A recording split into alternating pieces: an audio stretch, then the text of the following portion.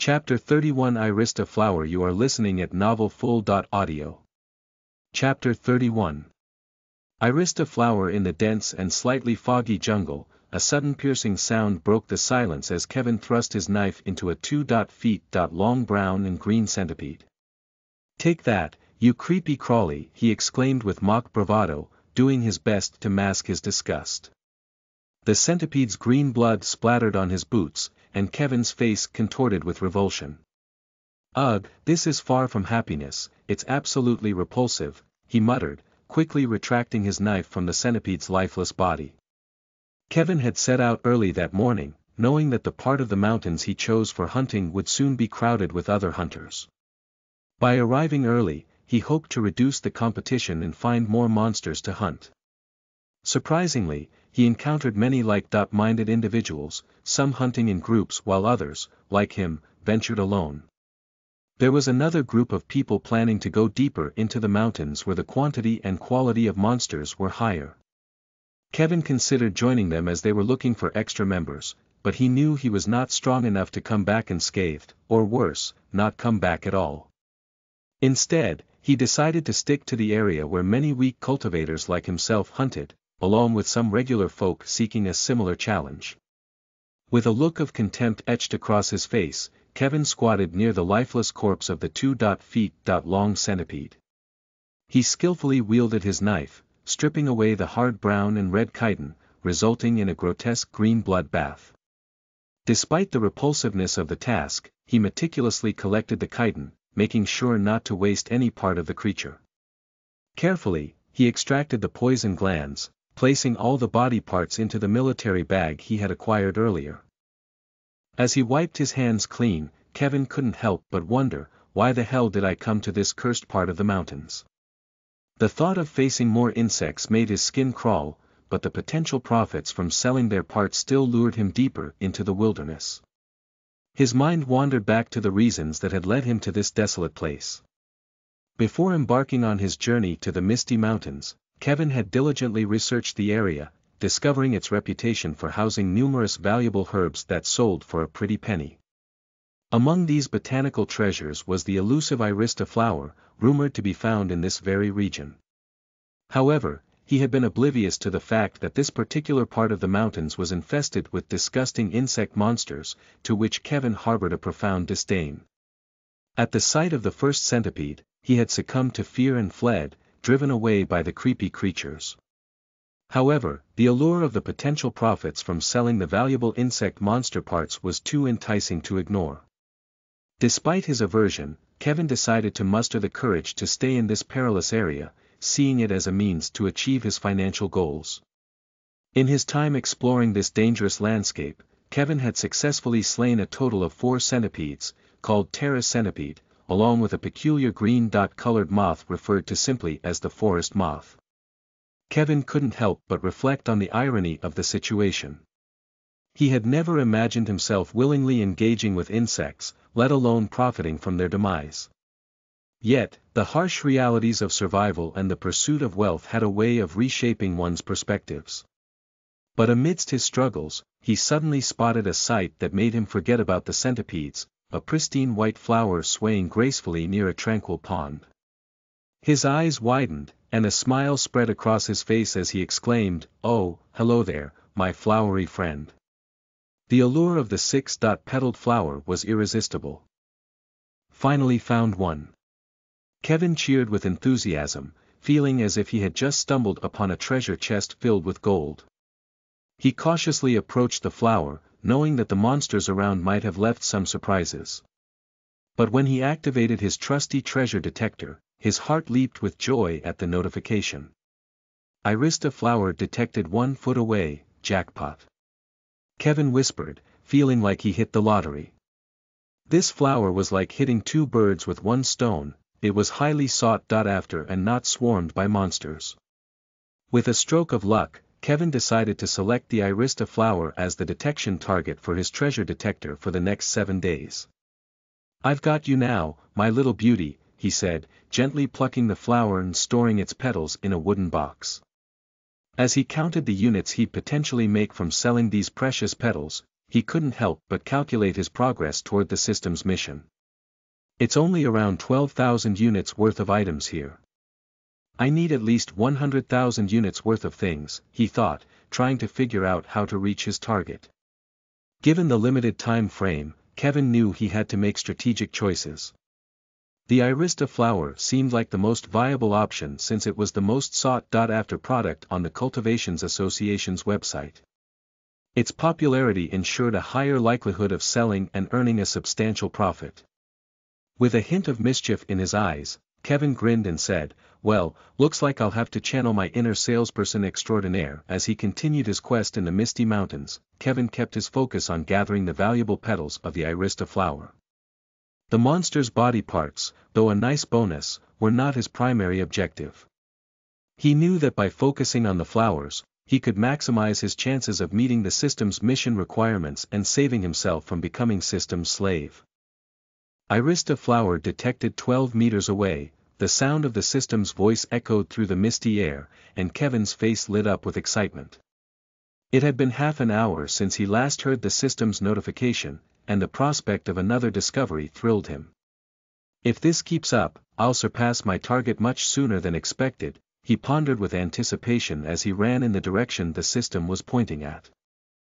Chapter 32 Land of Goo and Grit. You are listening at novelfull.audio. Chapter 32. Land of Goo and Grit. Why the hell is it so hot here? Loralee shouted, her sweaty body glistening in the dim light as if she'd run a marathon in a sauna. Confusion written all over her face, she realized she was in an unfamiliar room, like the aftermath of a wild party she couldn't remember attending.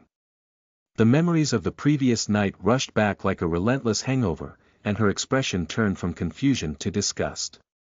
"I'm going to kill that bastard," she muttered, her teeth gritted like she was plotting an evil revenge plan against Kevin and his smirking face. "Arg. Who the heck turned the heat on in the middle of summer?" she grumbled, feeling as overheated and irritated as a chili pepper in the desert.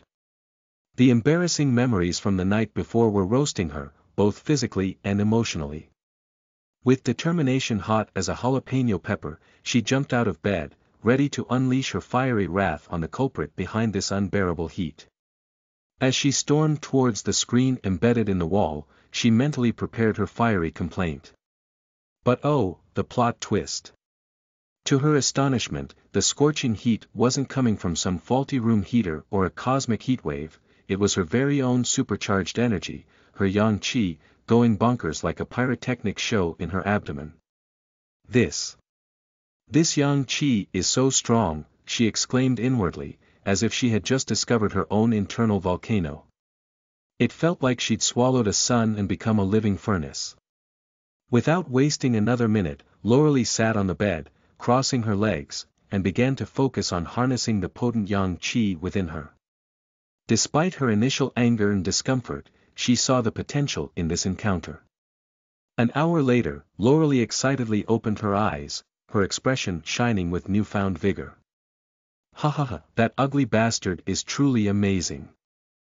His yang qi is so much stronger than anyone I've encountered before. I should definitely ask the pimp about him," she mused with a mischievous glint in her eyes.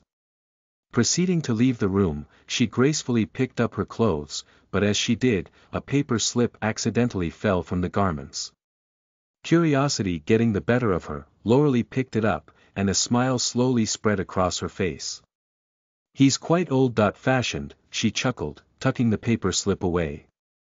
"Ah, die, you hideous bugzilla!" Kevin bellowed, charging valiantly towards the massive caterpillar that could easily be mistaken for the star of a horror movie. It was a whopping 4 feet long and 1 foot wide, a real heavyweight contender for the title of most disgusting creature in the Misty Mountains. Its white gooey substance oozing from wounds and those tiny dark hair-like things covering its body were making Kevin wish he had taken up knitting instead of monster-hunting. But no time for existential crises now. Determined to reach the silvery stalk of grass the caterpillar was guarding like a precious gem, Kevin steeled his nerves. After all, he didn't come all the way here to be outdone by a giant worm on steroids. As he ran towards the caterpillar, knife in hand, the creature gave him the stink-eye with its beady little orbs. Clearly, it wasn't happy to see this tiny human charging at it like a maniac. Not wasting any time, the caterpillar shot a sticky liquid projectile from its mouth like it was trying out for a spot on the Spider-Man casting list. Kevin, channeling his inner acrobat, managed to dodge the gooey mess with style. If only the Olympics had a category for dodging caterpillar spit. Undeterred by the slimy welcome, Kevin pressed on, his goal getting closer with each determined step. Now, just a meter away, he leaped into the air, wielding his knife like a pro lumberjack taking down a redwood tree. The caterpillar must have thought it was starring in a slow-motion scene from a suspense thriller, as it watched the knife coming for its beady eyes with dread. With a swift swing, the blade met the caterpillar's soft skin, and it let out a high-pitched screech that could rival a banshee's cry. In retaliation, the creature tried to slimify Kevin again, launching another round of sticky liquid projectiles. Alas, this time our hero couldn't escape the gooey fate, and he got a new makeover that merged his red blood with the caterpillar's milky substance. Fashion. Forward or not, Kevin wasn't too thrilled about the style statement. "Shit," he exclaimed, his face contorting like a contortionist at a circus. But he didn't let the discomfort get to him. He was a monster hunter, after all, and he had a job to do. With determination that would make a stubborn mule proud, Kevin plunged the knife into the caterpillar's already wounded face and executed a slice that would make Gordon Ramsay envious. The caterpillar wriggled and writhed like a contestant in a dance-off, but it was no match for Kevin's unwavering resolve. He emerged victorious, grasping the precious silvery stalk of grass that the caterpillar had so fiercely guarded, now looking like a trophy he'd won in a twisted game show. "Take that, you slimy villain," Kevin boasted, giving the caterpillar's squirming carcass a mock victory dance, his version of the monster hunter cha-cha. As he wiped the goo off his face and cleaned his trusty knife, Kevin couldn't help but marvel at the absurdity of his adventures in the Misty Mountains. This wasn't just a quest for greatness, it was a roller coaster ride through a bizarre theme park of monstrous misadventures. But hey, at least it gave him some good stories to tell around the campfire, right? And with that thought, Kevin marched onward, ready to face the next chapter of his unbelievable exploits in the land of goo and grit. "Oh, no more goo, I've had enough of this bizarre adventure, I'm packing my bags and going home," Kevin declared, stuffing the silvery grass into the wooden box with a determined pout. 5 days in the Misty Mountains had been quite the ride for Kevin. In this short span, he had stumbled upon a total of 24 Irista flowers and went head-to-head with at least 35 monsters, each one more ghastly than the last. But this particular encounter with the gooey caterpillar took the cake, and made him almost lose his lunch. Or maybe lose his breakfast. Or maybe both. Leaving the forest, he couldn't help but reminisce about how it all began. He had spotted the dewy caterpillar lazily perched near the precious herb, the silver grass. At first, he was hesitant to approach it, but then his greed, that little devil on his shoulder, whispered enticing promises of grandeur and treasure. Like a kid drawn to a candy store, he couldn't resist and lunged at the critter. Oh boy, that was a decision he'd remember forever. The caterpillar didn't hold back, it gave him the full gooey experience and a side of nausea. Not the best combo, let me tell you. But hey, it wasn't all doom and gloom in the Misty Mountains. Kevin had secured quite a collection of valuable herbs and monster parts, and that could translate to a hefty payday. He could already hear the clink of gold coins in his dreams. So, with mixed feelings of triumph and queasiness, Kevin trudged onward, eager to return to civilization and share his tales of monster-mashing and goo-dodging. Surely, they'd be eager to hear about his heroic feats and, of course, his heroic hurls. But hey, not everything goes as planned, as Kevin caught sight of something horrifying. Chapter 33 Hook, Line, and Sinker. You are listening at novelfull.audio. Chapter 33. Hook, Line, and Sinker. What the hell are those things? Kevin whispered to himself, taking slow and silent steps backward. His eyes were filled with fear as he gazed at green insect-like creatures, about the same height as him, feasting on a human corpse. But they were no ordinary insects. Kevin had never seen anything like them before. These creatures had shiny, long wings, like precious gems catching the light. Their big, marble-like eyes glowed a sinister red, oozing with an insatiable hunger. It sent shivers down Kevin's spine just to look into those eerie orbs. Their needle-like legs delicately poked into the corpse, tearing it apart with ease, as if they were skilled butchers preparing a feast. Their mouths were a sight to behold, toothless, yet they seemed to be designed for maximum efficiency in devouring meat. But the one they were gnawing on, to his shock, wasn't dead. Kevin noticed the faint twitching of the hand, and a chill ran down his spine. As much as he wanted to investigate further, his survival instincts kicked in, and he quietly retreated. "Please, don't look this way," Kevin pleaded silently, trying not to draw any attention to himself as he continued to step away cautiously. The last thing he wanted was to become the next meal for those nightmarish creatures. He cursed his luck for stumbling upon such a creepy and dangerous scene. The misty mountains never failed to surprise him, and this was one surprise he wished he could unsee. Ah! Kevin managed to put some distance between himself and the gruesome human corpse, finally allowing himself a moment to catch his breath. He walked back silently, hoping to leave this disturbing sight behind, but as fate would have it, luck was never on Kevin's side. His feet landed on something soft, and to make matters worse, it felt like it was moving. The sudden surprise terrified him, and Kevin let out a blood-curdling scream, tumbling backward and landing on his butt. Frightened but determined, Kevin quickly scrambled to his feet and cautiously peered at the mysterious object that had startled him so. His wide eyes locked onto something soft and gooey, and he couldn't help but let out a nervous chuckle. "Oh, great, just what I needed, a surprise encounter with some slimy, unidentified." "Wait, is that a human heart?" he stammered, his voice quivering with disbelief. But as he tried to gather himself and walk away from the eerie scene, a sudden stumble caused Kevin to fall clumsily on the ground, making a noisy ruckus.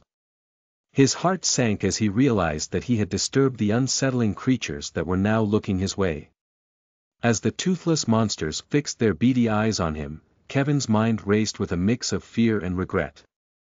Oh, fantastic, just what every monster hunter dreams of, attracting the attention of a group of ghoulish creatures during their mealtime, he thought sarcastically. His earlier bravado was now replaced with nervous energy. Kevin tried to ease the tension with a weak grin. "Hey there, buddies, mind if I, leave you to your, feast? I'll just, be on my way," he stuttered, trying to sound as unthreatening as possible. Saying this, Kevin fastly took steps back, still looking at the buzzing monsters. The monster watched as he walked back with steady and slow steps. A bead of sweat trickled down Kevin's forehead, his nerves on edge. "Keep calm, Kevin.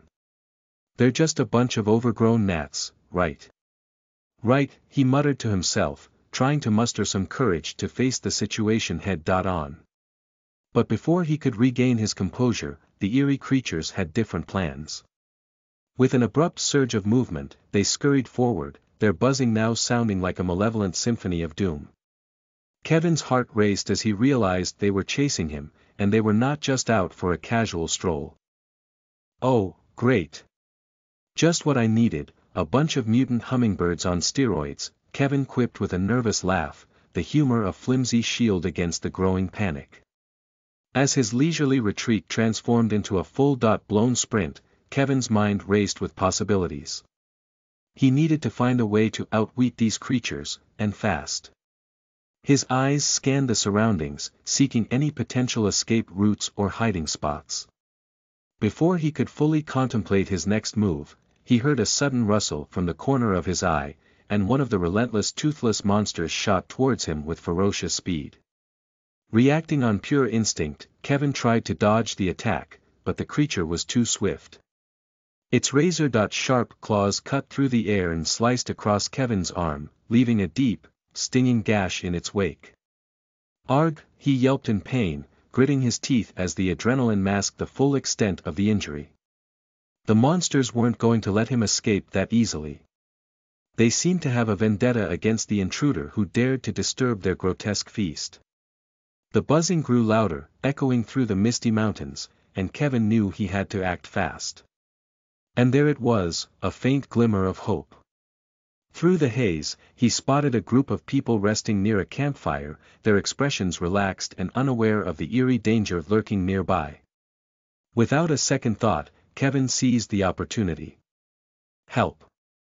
Monsters! Incoming!" he shouted at the top of his lungs, hoping to catch the attention of the unsuspecting group. Kevin's heart pounded as he glanced at the group of hunters who had appeared on the scene. They seemed more seasoned than him, their gear gleaming with proficiency.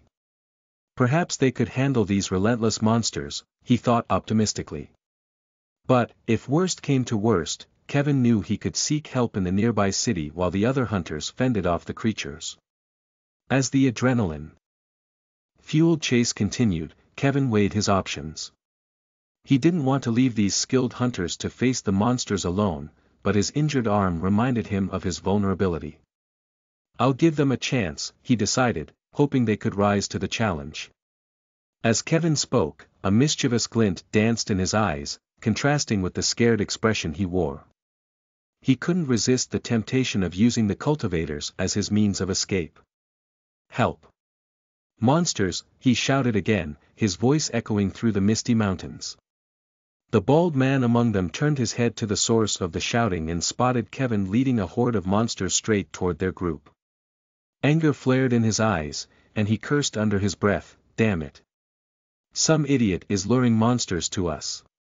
This weak fool comes to the misty mountains just to get chased by monsters and now drags us into trouble." Another burly man beside him frowned at Kevin, his face contorted with frustration. "I'm going to teach that bastard a lesson," he growled, itching for a fight. The rest of the party shared their sentiment, angry at Kevin for his reckless actions. They readied their weapons, preparing for the impending battle. Kevin, now approaching them with a sheepish smile, muttered, "Thanks for the help." Before he could utter another word, a vicious swing of an axe came hurtling towards him. Reacting quickly, Kevin squatted and dodged the deadly slash, feeling the rush of air as the axe passed just inches above him. Without looking back, he continued to run, casting a quick glance at the lanky man who had missed his strike. The man's eyes burned with fury, but Kevin had no time to linger and risk another attack. "Don't worry, Brian, we'll deal with him later. Right now, focus on these toothless pests," the bald man commanded, his frustration palpable as they redirected their attention to the monsters. Kevin's heart raced as he sprinted away, chuckling to himself, "They fell for it hook, line, and sinker." Despite the danger, the thrill of pulling off his escape plan exhilarated him. As he distanced himself from the cultivators and the monsters, Kevin couldn't help but feel a mixture of excitement and relief. "Just a little more and I'll be out of their sight," he thought, feeling a sense of satisfaction at outsmarting his would-be captors. Chapter 34 James, you are listening at novelfull.audio. Chapter 34. James, H.A. Kevin panted heavily as he slumped into the armored vehicle heading back to his home city. After successfully luring the monsters towards the group of cultivators, Kevin didn't look back, not even once. He was laser-focused on escaping the danger he had unknowingly brought upon them. The ride back home cost him more than before, but that was the least of his worries. His mind raced with the possible consequences if he had stayed behind. Those cultivators looked furious. "I'm not sticking around to find out what they'd do to me," Kevin thought, trying to shake off the anxiety that gnawed at him. The jostling of the vehicle reminded him of his injury. "Ouch," he winced, glancing down at his arm. The wound, now dried with clotted blood, needed tending, but there was no time for that now. He looked at his wound and it was already healed with just bit of cut left. He looked away from it and focused on his status. Status.name. Kevin Morrison Post. Store owner, store level. Street Shop Realm. None STG. 17 AGL. 14 Dix. 16 STM. 14 CHM. 12 Int. 11 Attribute Points. 0 Cultivation Technique. Essence Harmonization LV1, 0.096%, Divine, Skills. Soldier Blade LV2, 92%, he chuckled to himself as he examined the changes in his status. Kevin was no longer just an ordinary human, he had transcended the limits of human potential. Breaking through the genetic barrier of 10, he now boasted exceptional attributes, making him akin to a superhuman. His smirk widened as he took pride in the progress he had made during his time in the Misty Mountains. With this he closed the status tab and opened Cultivation Association's webpage and started to read about what awaited him next on his cultivation.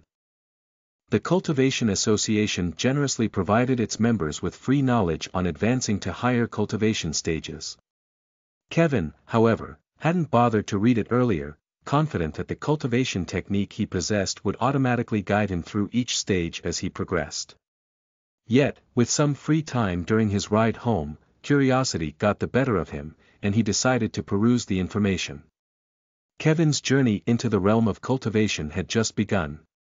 He learned about the different stages he needed to overcome to reach higher levels of power. The first stage, Meridian Opening, required him to awaken his 8 extraordinary meridians. Next came Meridian Linking, where he had to open 12 primary meridians and connect them, forming a pathway for the flow of Qi in his body. His attention turned to the cultivation technique he possessed, Essence Harmonization. It was a divine technique that held immense potential for growth. Kevin knew that with dedication and hard work, he could harness its power to achieve great heights. As he continued reading, his excitement grew. The next stage, Acupuncture Point Opening, involved using the collected Qi to open 357 acupuncture points in the body, further enhancing the flow of Qi. While some cultivators could advance this stage with just 30 open points, Kevin knew that unlocking all 357 would significantly boost his strength. "Looks like I have a lot of work cut out for me," he said to himself, feeling determined to master each stage and unleash his full potential. "One step at a time, but I'll get there." With his newfound knowledge and enhanced abilities, Kevin was ready to take on the challenges that lay ahead. He was no longer just a store owner, he had become a cultivator with the potential to reach extraordinary heights. As he closed the status window, he felt a rush of excitement and anticipation. The world of cultivation was vast and filled with mysteries, but he was eager to explore every corner of it. Kevin knew that the path ahead wouldn't be easy, but with perseverance, he was confident that he could become a true powerhouse in the realm of cultivators. As Kevin was about to delve further into the cultivation knowledge, a prompt appeared, frustratingly informing him that he needed a higher position or at least 40 open acupuncture points to access more information. Letting out a sigh of disappointment, he closed the web browser and turned his attention to the scenery outside the bus window.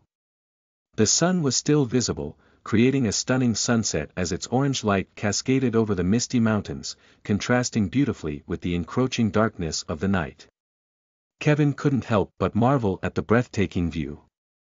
Lost in his thoughts, he contemplated the upcoming task of selling the items he had collected during his adventures. A mix of excitement and anxiety filled him as he wondered if he would be successful. The memory of losing his freedom in his previous world lingered in his mind, adding a tinge of sadness to his thoughts. Nevertheless, Kevin's enthusiasm remained undeterred. He was determined to make the most of his current situation and seize every opportunity that came his way. In a quaint little marketplace, far from where Kevin was contemplating his own plans, another poor cultivator named Mr. Jameson was trying to strike a deal with the plump store owner, Mr. Simthorn. "Mr. Simthorn, please consider my offer. I need the Irista petals desperately, and I promise to sell all the potions I make to your shop if you give them to me at 1,000 units each," pleaded Mr. Jameson, his voice tinged with hope. However, the plump shopkeeper shook his head, his expression sympathetic yet firm.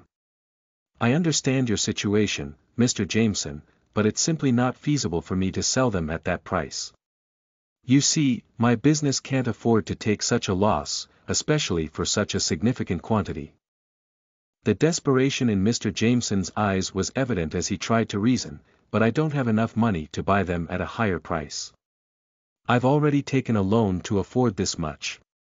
Mr. Simthorn sighed, genuinely empathetic but unable to bend the rules. I'm sorry, Mr. Jameson. As much as I want to help, I need to consider my shop's well-being too. Perhaps you can try other shops in the market, they might have different prices and be more accommodating to your needs. Mr. Jameson looked crestfallen, realizing that his efforts were in vain. He knew the competition in the marketplace was tough, and it was challenging for someone like him, with limited means, to secure the resources he needed for his cultivation journey. The night had already settled in, and James couldn't help but feel disheartened. Only 1 week had passed since he took the loan, and he was already burdened with the pressure of paying the first installment. The worst part was that he hadn't even earned a single unit to put towards it. As he walked through the marketplace, he couldn't escape the overwhelming feeling of disappointment. Every shop in the area had shut down for the night, except for one lone store where a teenager boy was diligently cleaning up. James's eyes caught the glimmer of hope amidst the darkness, and with a heavy heart, he decided to approach the shop. Chapter 35 First Sale. You are listening at novelfull.audio. Chapter 35. First sale. After arriving at the city, Kevin wasted no time and dashed straight to the store. With all the enthusiasm of an over-caffeinated squirrel, he excitedly displayed the products he had collected from the misty mountains in the shiny glass jars provided by the system. Okay, system, show me the money. How much are these babies worth? Kevin asked with a grin, rubbing his hands together like a mischievous mastermind about to unveil his cunning plan. As he placed the first Arista flower petal into the jar, his smile turned into a comical frown. 500 units. Seriously? System, do you need glasses? These petals are worth at least 2,000 units each. He glanced around as if suspecting a hidden camera crew, ready to burst into laughter at the ridiculousness of it all. The host can raise the price to 50% of the original item, but the system will consider it as only 5 Omni tokens. Do you really want me to be your eternal servant, system? Kevin questioned, frustrated and bewildered by the system's pricing choices. Unfortunately, the system remained silent, providing no answer to his exasperated inquiry. With a sigh, Kevin continued to place the other items he had gathered in the jars.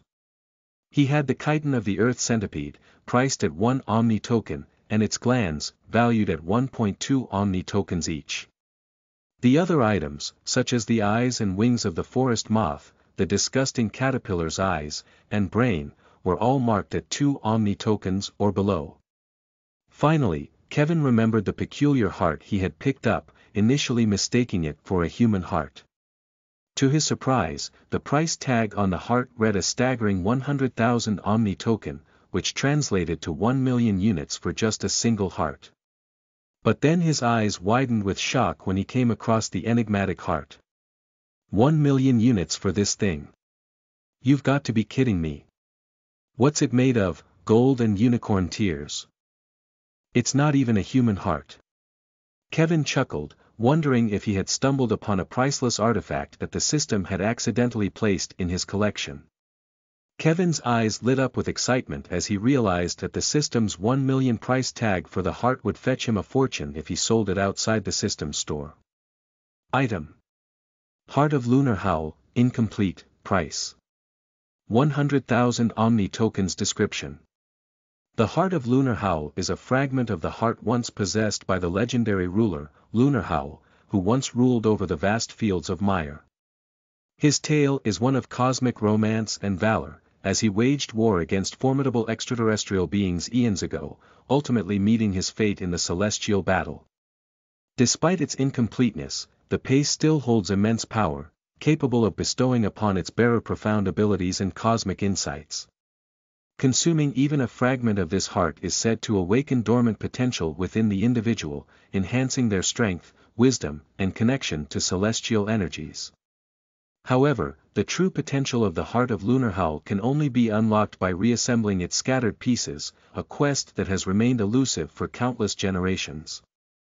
Rumors abound that the completed heart grants the bearer the ability to transcend mortal limitations, harnessing the very essence of the moon and the stars. As Kevin read the description of the item, a mix of shock and excitement washed over him. The mention of celestial cosmic beings and the potential power it held captivated his imagination. The thought of consuming the heart and unlocking dormant abilities sent a surge of anticipation through his veins. However, he found himself facing a dilemma. Should he consume the heart himself and embrace its potential, or should he sell it for a substantial sum? Consuming it would mean embarking on a quest to find the other scattered fragments, and he wasn't sure how it might affect his dual cultivation technique. Would he turn into a wolf or something else entirely? For now, he decided to leave that decision for the future. Carefully concealing the jar containing the heart of Lunar Hull under the table, he set his mind to the present task, cleaning the shop. Dust had accumulated on the shelves during the days it remained closed, and Kevin got to work, all the while muttering curses at the system.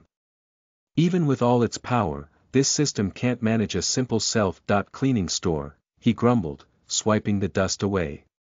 Hey, is the store still open? Kevin's work was interrupted as a tired-looking man in his 30s entered the shop. Welcome to Omnistore, dear customer. We sell everything if we have it, Kevin replied with a smile, putting away the cleaning cloth. James, the curious customer, surveyed the seemingly empty store, but his eyes lit up when he saw a jar filled with Irista flower petals. Can you sell me those Irista flower petals? James eagerly asked, eyeing the jar with excitement. Kevin's excitement grew as he got his first customer since opening the store, but a sudden realization dampened his mood. He needed to sell 100 of these petals to reach his target, but he couldn't let that show. So, he maintained his smile and walked behind the counter. Of course, I can sell you those. The price for one petal is 750 units, dear customer, Kevin replied confidently. Internally, he grumbled, knowing that the system had limited him to only adding half of the original price, preventing him from setting a higher price. James was dumbfounded, finding it hard to believe what he just heard. He asked again to confirm, and Kevin continued his act, pretending that the price was indeed reasonable. Yes, you heard me right. The price is only 750 units. Don't worry, they are not defective or anything. We guarantee their quality, Kevin assured him, keeping his professional smile intact. James couldn't believe his luck, as this price was already more than half of what others were selling the petals for. He hesitated but finally asked if he could check them personally. Of course, you can check, but you have to pay first, Kevin warned. James nodded, ready to report the teenager for fraud if the petals turned out to be fake. But if they were genuine, he didn't mind paying the price. He placed his smartphone on the scanner built into the table to make the payment. A notification from the system came in, and Kevin's smile grew wider as he saw the tokens received. 5 Omni tokens received, the extra money went to Kevin's own pocket. With a sense of satisfaction, Kevin picked up the jar, took out one white petal, and handed it to James. Carefully, James received the petal, closing his eyes as if he was trying to sense its authenticity. Chapter 36 Ruler of Continent. You are listening at novelfull.audio. Chapter 36. Ruler of Continent. James had been an orphan since birth, never knowing the faces of his parents. Growing up in a ragged orphanage outside the city, he was all too familiar with the hardships of poverty. Every corner held beggars and ruffians desperate for money, and he witnessed the desperate struggles of prostitutes selling their bodies. James believed his life would inevitably lead down the same path ever. Fate had a different plan for him. One fateful day, monsters attacked the part of the city where the orphanage was located. In the midst of the chaos, heroic cultivators arrived to defend against the beasts. Many died in the battle, but one cultivator sacrificed himself to save the children in the orphanage, or so it seemed. In reality, James had a darker secret. Filled with envy and jealousy over the cultivator's power, he allowed his inner demons to take control. He pushed the cultivator into the clutches of the monsters, leading to his demise. The look of shock on the cultivator's face haunted James to this day, and he often experienced nightmares. However, that event changed his life's trajectory. As the monster that devoured the cultivator was weakened, James seized the opportunity to slay it and became the hero of the orphanage. This newfound recognition granted him a chance to become a cultivator, but he chose a different path from the slain cultivator, the path of an alchemist. In the world of cultivators, alchemists held esteemed positions, but most of them struggled in poverty, much like James. Despite earning a substantial income as an alchemist, his life took a turn when he decided to open his own shop and took a loan. He naively believed that his luck would carry him through, but reality was harsher than his expectations. Rejections and hardships greeted him once again, challenging his dreams and determination. But it's all going to change once again, James said in his mind as he stared at his palm, where a small globe of shiny liquid floated above his hands. "Sell me every one of them," James declared, shocking Kevin. "You want them all?" Kevin asked, a bit surprised by the sudden request. "Yeah, is there a problem?" James inquired, looking at Kevin nervously. "No, no problem at all. You can buy all of them," Kevin replied, counting the number of petals in the jar. He already knew the quantity, but double-checking wouldn't hurt. Counting each petal, Kevin smiled and said, "There are a total of 143 petals, making it 107,250 units in total. However, for you, dear customer, you can pay just 107,000 units." James was pleasantly surprised by the offer, and relief washed over him. "Thank you. That's a great deal," he exclaimed, and paid the required sum. Kevin handed him the petals in the wooden box, and James happily accepted it with a grin before going on his way.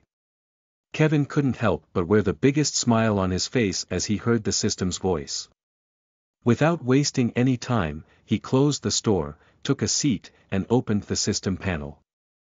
"Congratulations on completing the quest, first sales target, quest. First sales target. Target. Earn 500 Omni tokens. Reward. 1 basic material knowledge book.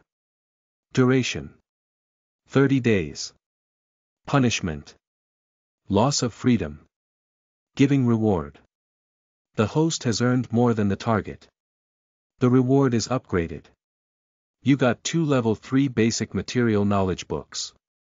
Congratulations on getting the book, 100,000 common herbs found in the Mire continent by Exulta. Congratulations on getting the book, 100,000 common ores found in the Mire continent by Texulta. Congratulations on getting the book, 1,000 common monsters found in the Mire continent by Rexulta. Soon, 3 brown colored books appeared in front of Kevin.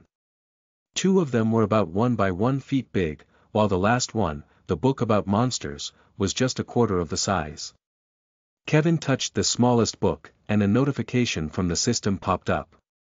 "Do host want to transfer the knowledge contained in the book for 50 Omni tokens?" "Huh, I can get the knowledge transferred directly to my mind?" Kevin asked with surprise. "Yes, for 50 Omni tokens, host. But the price is too high," Kevin muttered, realizing that spending 50 Omni tokens for knowledge he could read in his free time wasn't worth it. Not wanting to use his Omni tokens on this, Kevin wondered about other ways he could utilize them. "System, what else can I do with these Omni tokens?" he inquired. "The host can use them to upgrade the store or add more equipment to the store, like an ore processor, herb processor, and more. So they can only be used to upgrade the store, nothing more," Kevin said, feeling a bit cheated, as he had worked so hard to earn these tokens. He can't even use them for himself. The system remained silent, further adding to Kevin's annoyance. With a sigh, he looked at the title of the book he held in his hands and read it aloud. 1,000 common monsters found in Mire continent by Rexulta. Where did I hear this word before? Mire. Kevin pondered for a moment, trying to recall where he had come across the name before, and then it hit him. It was just earlier today when he had read the description of the heart. His eyes widened with shock as he connected the dots. So this thing belongs to the ruler of a continent, he asked himself in amazement. The realization dawned on him that the item he currently held in his hand belonged to one of the most powerful monsters that lived on this continent. He couldn't fathom how this piece of a heart had ended up so far into the misty mountains, lying around on the ground waiting to be discovered. Well, who cares? Let's think about what I should do now that I'm free from this cheating system's quests, Kevin said with a smile, finally relieved of the burden of the system's demands. However, just as he settled down, the system's voice echoed in his mind once again, making his face contort with annoyance. Ding! Main quest.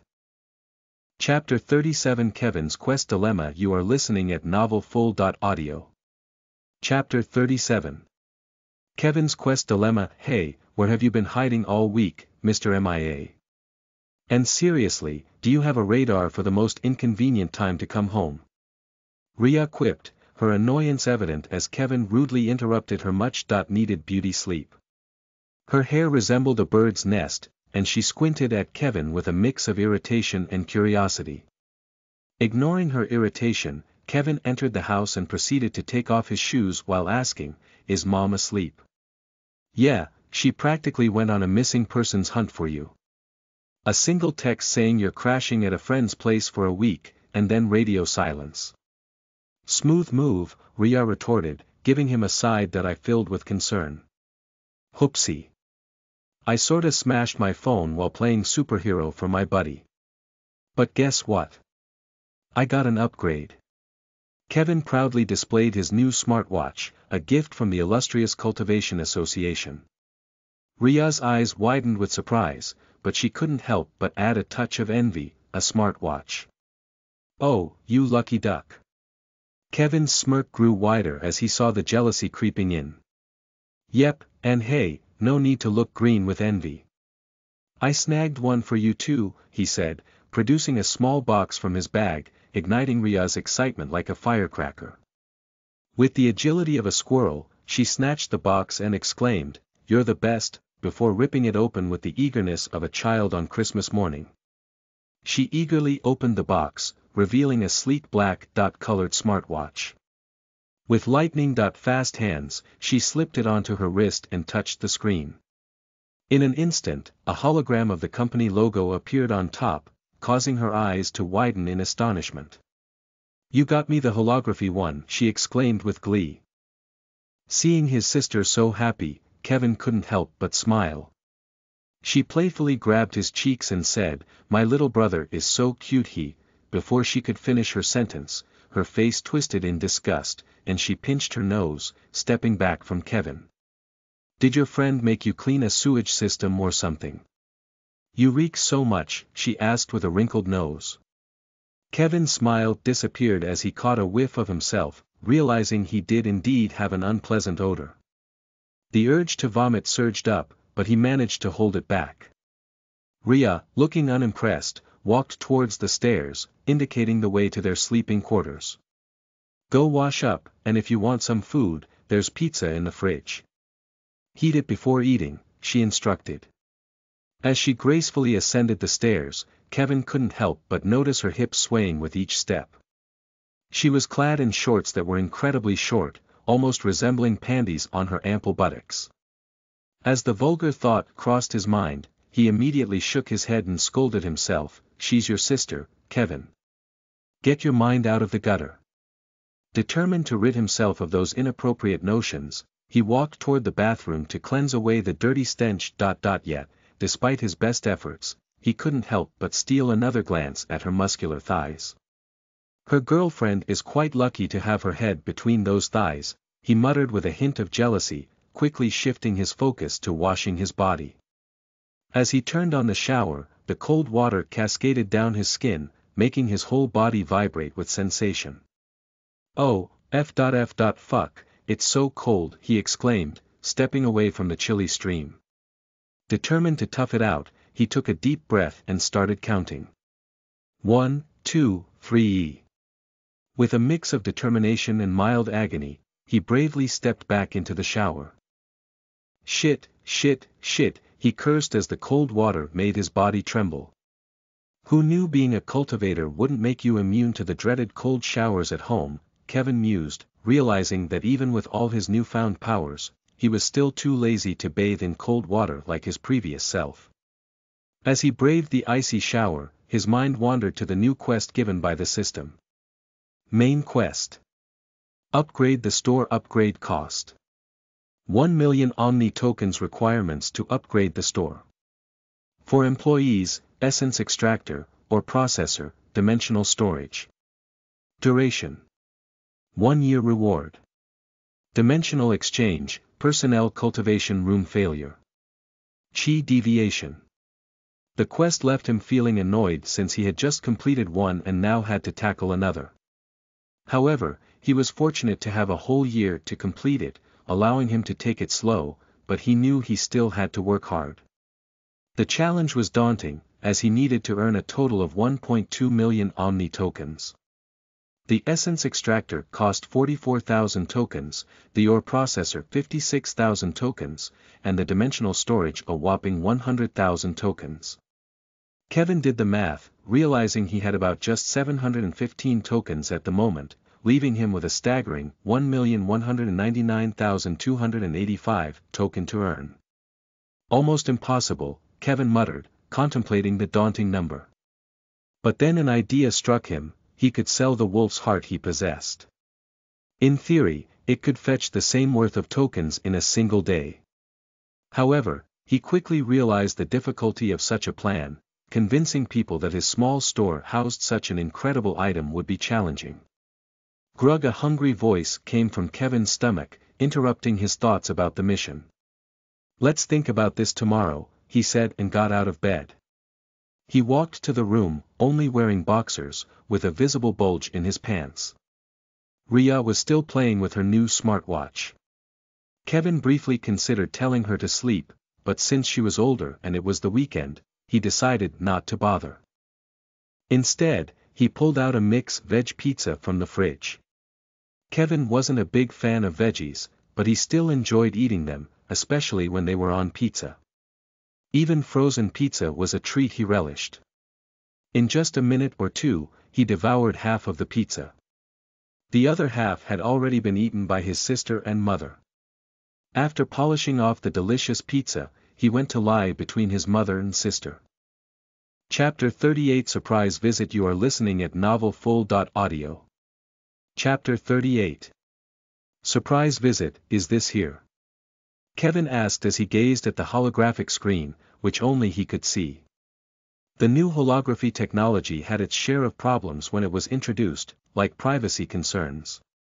The holograms on screens were visible to anybody nearby, leading to potential issues of others reading private content. To address this, specialists designed a solution where users had to wear a compatible lens with their device. With this lens, only the wearer could view the content of their holographic screen. The lens also served other purposes, such as displaying ads, which annoyed Kevin as they popped up from time to time. However, now was not the time to think about such irrelevant matters. Kevin's attention turned to the appearance of the building in front of him. It seemed fairly old but well maintained, showing no significant signs of potential collapse during an earthquake. It's good, at least better than where I live, Kevin commented as he entered the building, contemplating whether he should consider moving his mother and sister to a more comfortable living space. Venice and her husband must have worked so hard to buy an apartment in this building, Kevin mused to himself, as he had come to meet his friend with benefits, Venice. After waking up, Kevin felt his penis was quite frisky for some reason. And thought it needed some action to make it silent, and his first choice do that was Sia, but she was busy in the mines, and he wasn't about to spelunk down there just for a booty call. Hence, the plan to surprise Venice. 2 daughters, huh?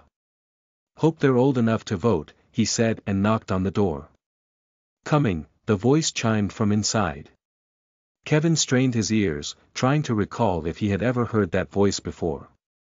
It must be one of Venice's daughters, he thought, convinced that he was about to meet one of them. "Who are you?" the woman asked, her hazel black eyes inherited from her mother looking directly at Kevin's face. "Hey, I'm Kevin. Is Mrs. Haley home?" Kevin asked, using Venice's surname to sound a bit more mature. "Mom, someone's here to meet you," the young lady shouted inside the apartment before turning back to Kevin. "Hi, I'm her younger daughter Chloe," she said, extending her hand with a warm smile. Chloe, Venice's daughter, had inherited striking features from her mother while exuding a unique charm of her own. Her eyes, just like her mother's, were a mesmerizing hazel black, with a hint of mischief dancing within them. They sparkled with intelligence and curiosity, creating an alluring aura around her. Her face had that adorable quality akin to Venice's, boasting a cute button nose and a warm, friendly smile that could brighten up any room. Yet, Chloe's face also held a slightly sharper edge, adding a touch of sophistication to her youthful appearance. Despite being a grown woman, Chloe stood a couple of inches shorter than Kevin, who had reached an impressive height of 5 feet 11 inches due to the effects of cultivation. However, one thing she didn't inherit from her mother was her figure. She had a slim and well-proportioned frame, but not overly curvy. "Hey, I'm your mom's friend," Kevin said, shaking her slim but soft hand. "Isn't that you're a bit too young to be her friend?"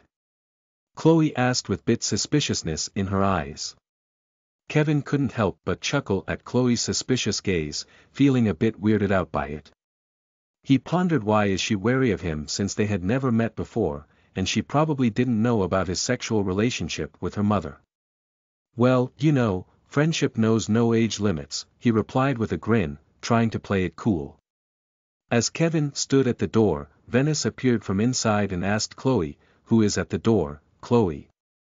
"He said he's your friend, Mom," Chloe replied, her hazel black eyes locking with Kevin's. "Yes, I am," Kevin chimed in, feeling a little self-conscious under Chloe's inquisitive gaze. He couldn't help but admire her figure, clad in a cute blue T-shirt with flower patterns. The shirt was long enough to reach her thighs, teasing Kevin's imagination about what she might be wearing underneath. However, Venice's voice interrupted his thoughts as she emerged from the kitchen, her hands covered in white flour. Blushing, she asked, "Kevin, what are you doing here?" "Hi, Venice. I'm doing fine, how about you?" Kevin greeted her warmly, not bothered by her initial surprise. Venice blushed even more, fidgeting slightly. "I'm good too," she replied shyly. Chloe, still a bit suspicious, looked at Kevin and questioned, "Is he really your friend, Mom? Don't take offense, but isn't he too young to be your friend?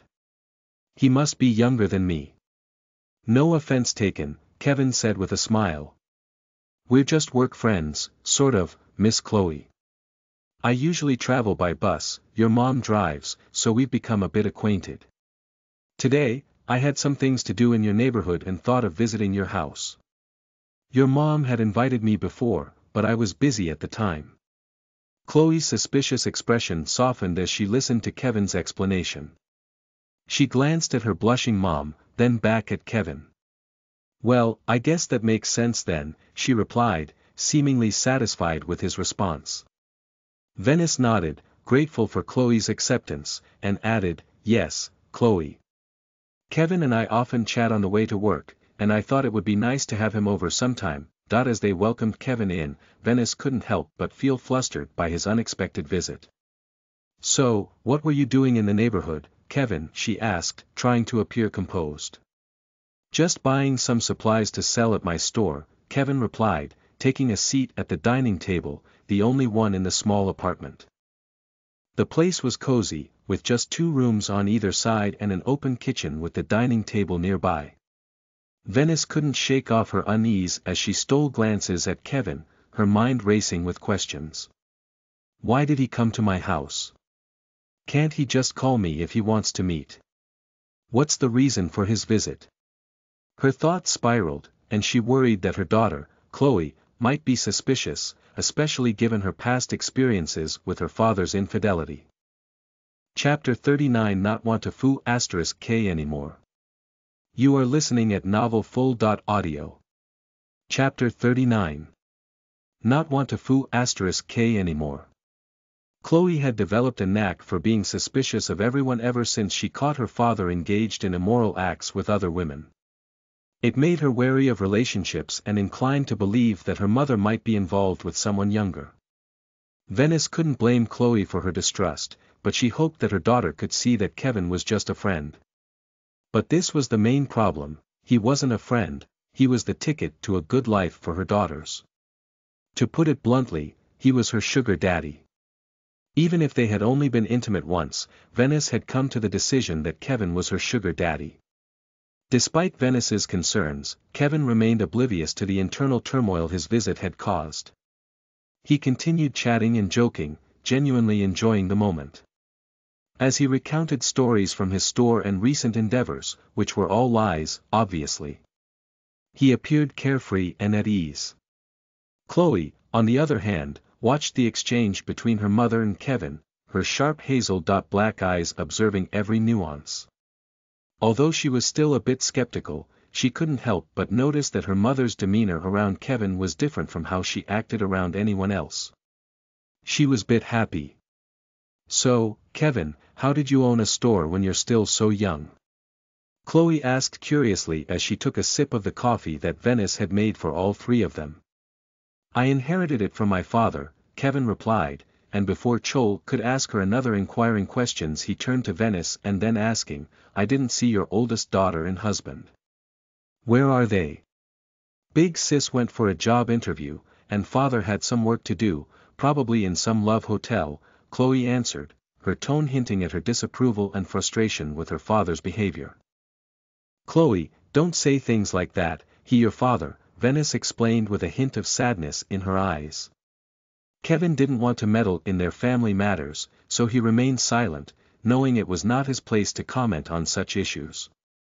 Chloe, looking a bit annoyed, rose from her seat and said, "It was nice meeting you, Kevin. Let's meet some other time," as she headed towards the door. "Where are you going, Chloe?" "Have some chicken curry before leaving," Venice insisted, trying to bridge the gap with her daughter.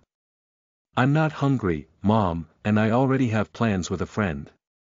"You enjoy your dinner with your friend," Chloe replied, slipping on her shoes. "But I made it for you," Venice said, trying to get Chloe's attention, but Chloe seemed entirely disinterested and continued, "Also, don't make dinner for me. I'm going to eat out tonight." With that, she left, leaving her mother feeling sad. Kevin looked at Venice's troubled face and said, "I could use some chicken curry," while playfully massaging his stomach, indicating that he was feeling hungry. Venice's sad face soon bloomed into a smile, and she asked, "Do you also want some chapati with it?" "Why not?" Kevin replied, smiling warmly as he watched Venice skillfully prepare some orange-colored curry with tender pieces of chicken. She also set out some chapatis and salad to go with the delicious meal. "Thanks for the food," Kevin said gratefully as he picked up a chapati and dipped it into the thick curry. And tore a piece of meat and savored the flavors as he chewed. Venice observed Kevin enjoying her homemade meal, and her worries seemed to fade away bit by bit. "How is it?" she inquired, eager to hear his opinion. "Not as tasty as your lips, but still, it's good," Kevin playfully complimented, causing Venice to blush. She playfully swatted his arm, trying to hide her bashfulness. "Oh, stop it. You're just teasing now," she said, her cheeks still flushed with embarrassment.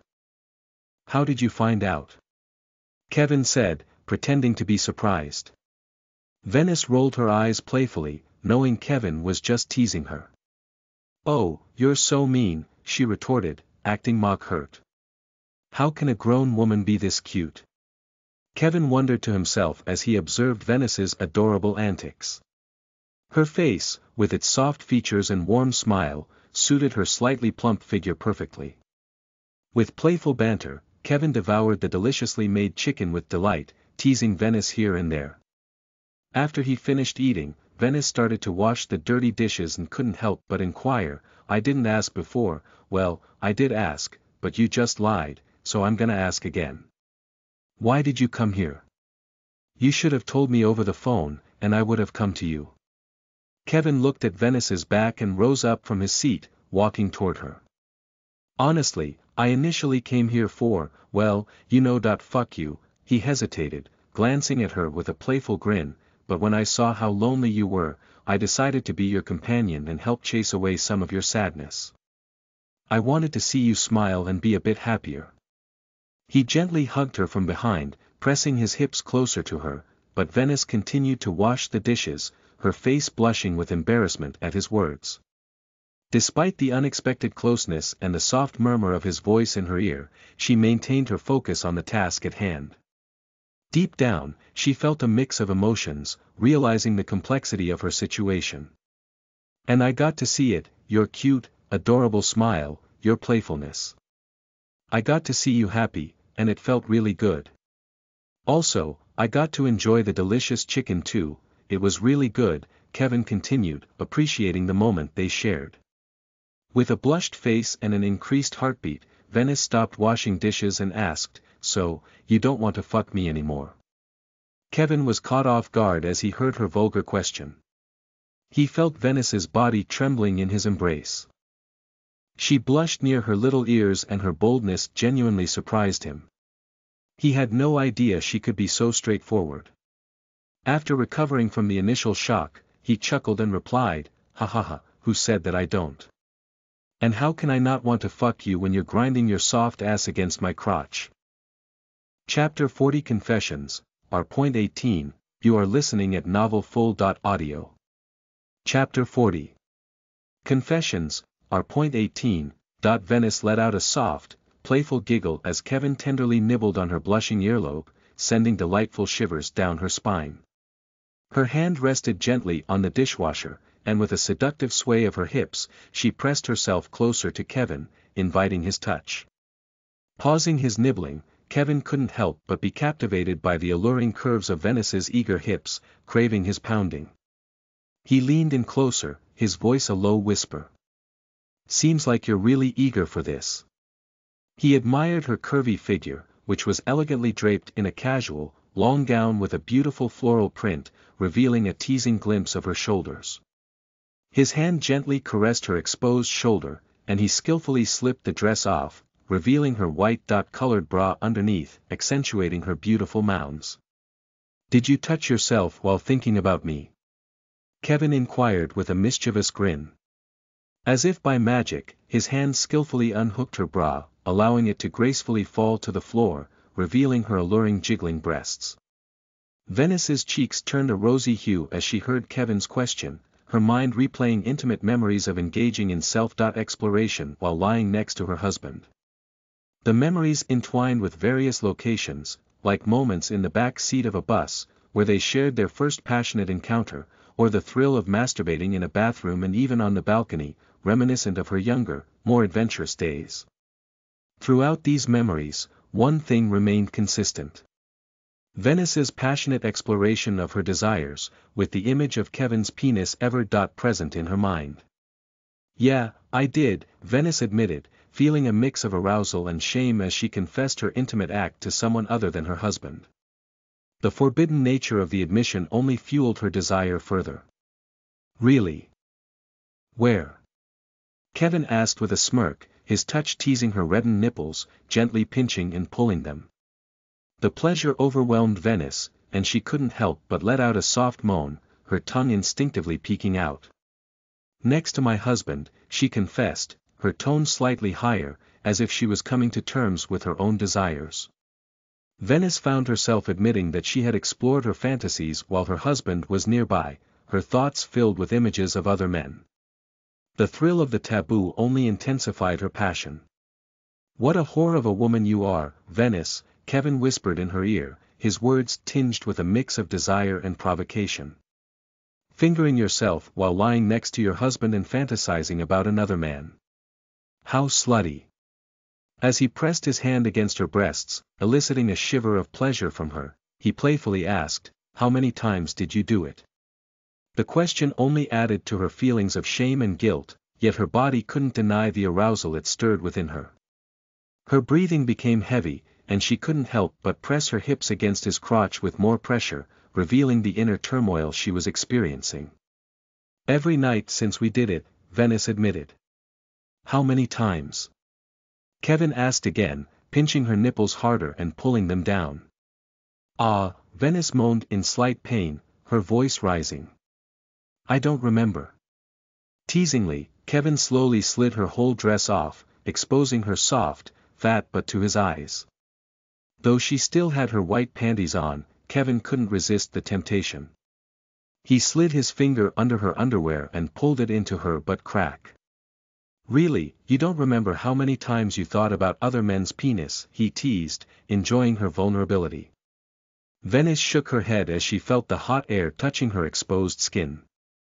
Her white panty was now like a string swimsuit, barely covering her anus and vaginal folds, leaving them partially exposed. Kevin's eyes couldn't help but notice the intimate details, even her breathing, causing her anus to expand and contract. This shows how much whore you are, Venice, Kevin said insultingly. But do you know I like whores, so tell me Venice, do you want to be liked by me and make me believe you're a whore? His words left her feeling a mix of arousal, shame, and confusion. Letting another man touch her intimately in her own home, where she lived with her husband and daughters, was both thrilling and guilt-inducing. She was experiencing a storm of emotions, feeling both aroused and conflicted about her actions. Yes, I am a whore, but I am only Kevin's whore, Venice said, surprising Kevin with her candid admission. Kevin's smirk grew wider as he turned her to face him, taking in her blushing, cute face with her hazel eyes now slightly teary.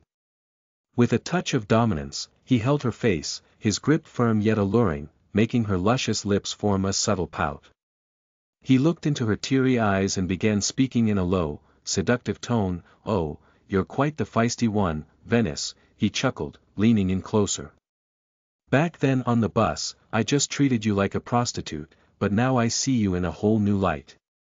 You're one delicious woman, Venice. He continued, a playful glint in his eyes, and from now on, I'm going to enjoy you to the fullest. Tell me, my dear, would you let me enjoy you to the fullest? Venice's hand ventured towards the sizable bulge in Kevin's pants, her soft, bare breasts pressed tantalizingly against his chest. Leaning in for a passionate kiss, her fat belly brushed against him, adding to the allure of the moment. She raised herself onto her tiptoes, bringing her pouted lips close to Kevin's, and whispered, enjoy me as much as you want. Their lips met in a fiery embrace, tongues dancing with hunger and desire. Venice's hand skillfully unbuttoned Kevin's pants as his own hands explored the curves of her body. While there, tongues started to fight their own war. Kevin's body shivered slightly, as Venice's hand ventured toward his penis, which they had finally managed to free after a bit of struggle. Upon her touch, Kevin also played his card. His hands, founding their way toward the plump ass, squeezed her buttocks as his finger pressed into her soft flesh. He forced her fat ass cheeks to spread to let her anus breathe freely.